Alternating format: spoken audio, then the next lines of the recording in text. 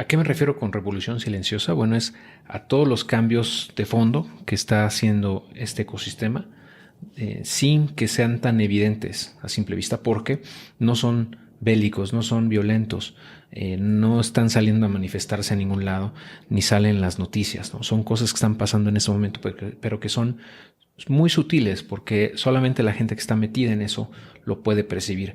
Pero eventualmente esas mejoras, esos cambios, esos desarrollos tecnológicos eventualmente van a convertir o van a transformar muchas de las cosas que estamos nosotros utilizando en el día a día y la forma en la que vivimos incluso. Entonces aquí te voy a compartir algunos de los cambios o algunas de los impactos más importantes que yo considero que tiene por objetivo el ecosistema cripto. Y le llamo así revolución silenciosa por eso justamente, ¿no? O sea, porque realmente está cambiando muchas cosas, pero no se nota, ¿no? Entonces, bueno, una de estas cosas que están cambiando desde mi punto de vista y que es uno de los objetivos más importantes de todo esto es la separación del dinero del Estado.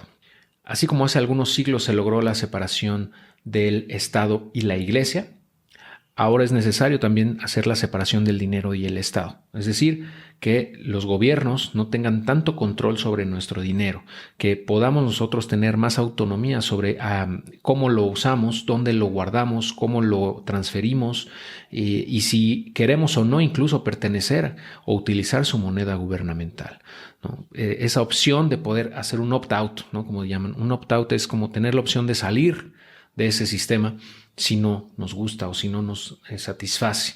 Y esa separación eventualmente yo pienso que va a ocurrir porque también los gobiernos han utilizado muy mal ese dinero, ese control sobre el dinero, básicamente decidiendo si nuestro dinero va a valer menos o no cada año con la inflación que generan, también decidiendo qué hacer con esos recursos que recaudan, ¿no? Con esos ingresos que generan a través de los impuestos, que en realidad los gobiernos no generan ingresos, simplemente drenan de la economía la riqueza que genera esta.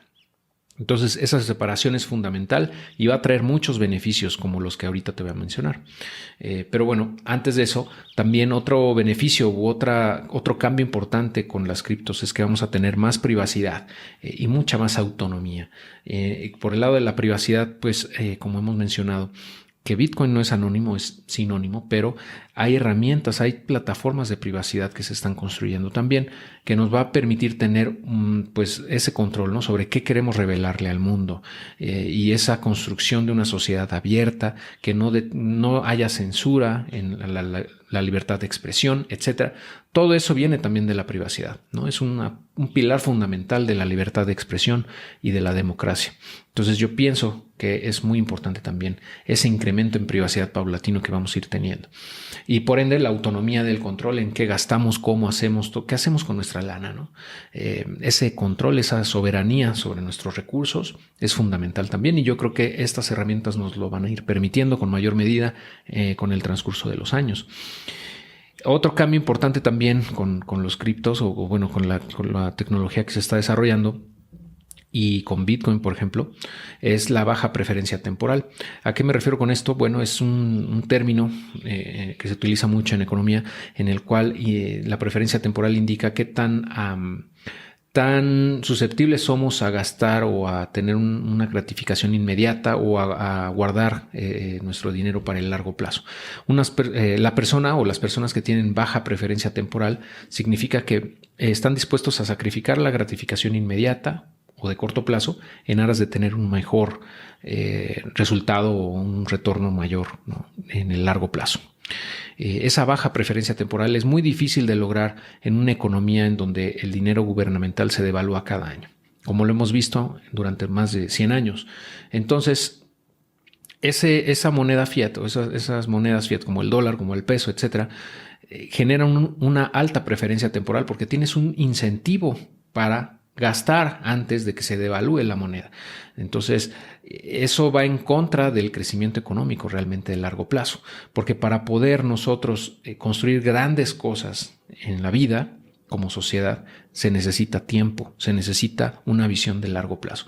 Y eso no es posible cuando la sociedad tiene una altísima preferencia temporal, porque van a preferir gastarse el dinero hoy, aquí, ya, a guardarlo en aras de un mejor resultado futuro, ¿no? Porque no va a haber, o sea, porque en la moneda gubernamental es un hecho que va a valer cada año menos ¿no?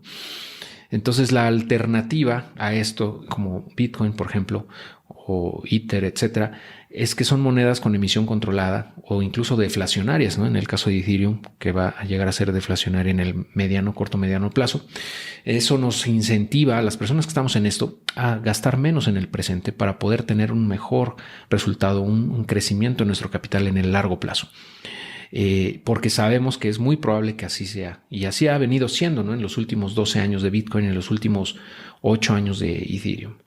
Y no encuentro una forma o algo que haga que eso no siga ocurriendo. O sea, claro, nada es seguro en esta vida, pero estos instrumentos tienen una altísima probabilidad, por cómo están construidos y todo lo que están desarrollando, de apreciarse en el largo plazo. Entonces, yo prefiero ahorrar en el presente para poder invertir o resguardar mi capital en esos activos y en un futuro tener un mayor capital.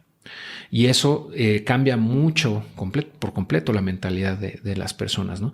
Pero no era posible hacerlo porque no teníamos esos instrumentos, a menos que, bueno, guardaras oro y eso, pero no es tan accesible, ¿no? La gran mayoría de la gente no tiene acceso a esos activos tradicionales, como bienes raíces, como oro, etcétera.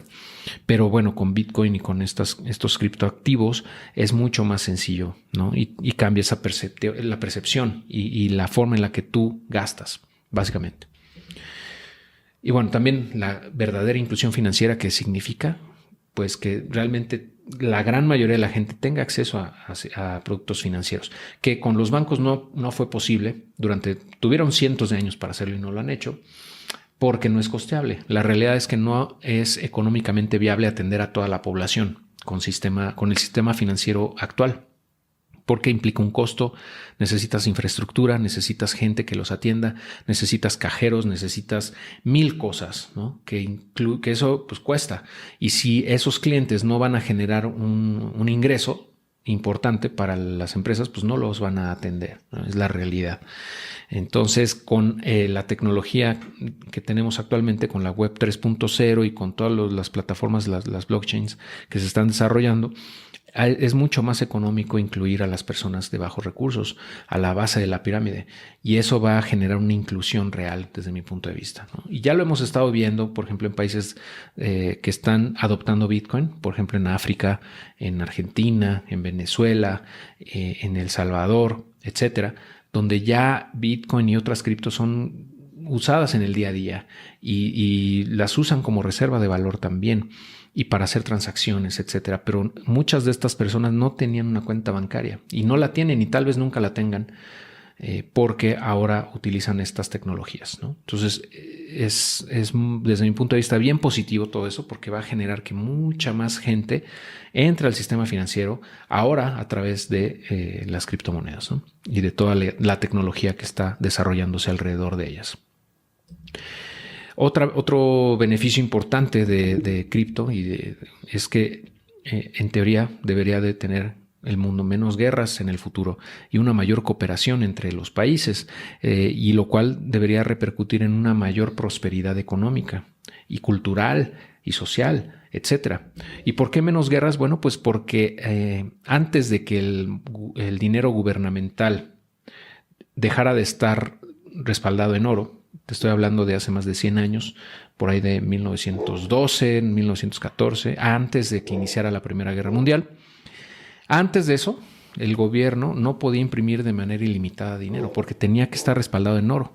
Entonces, eso hacía que los países se tuvieran que frenar, o sea, que detener hasta a cierto punto. O sea, no podían seguir comprando armas, invirtiendo en equipo bélico, iniciando campañas de guerra si no tenían el dinero. En cambio,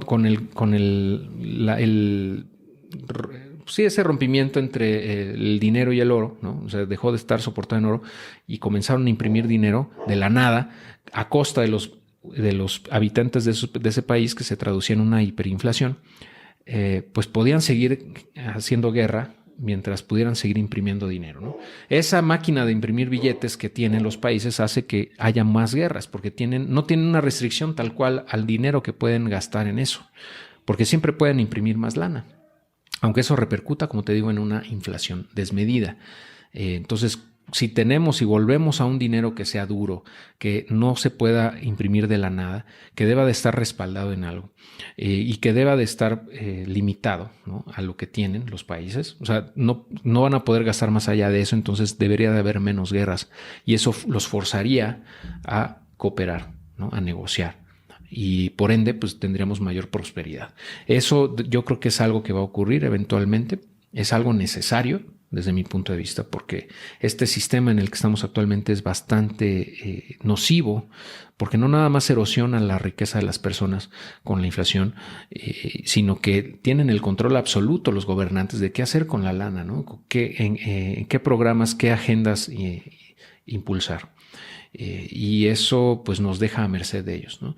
En cambio, con un dinero duro no van a poder imprimir más de la nada, no van a poder tomar decisiones sobre nuestro dinero, erosionar nuestro patrimonio, ni nada de eso, ¿no? Entonces, eventualmente tendríamos que llegar a eso, pero bueno, es un proceso muy largo que va a tomar décadas quizá, pero hacia allá vamos desde mi punto de vista.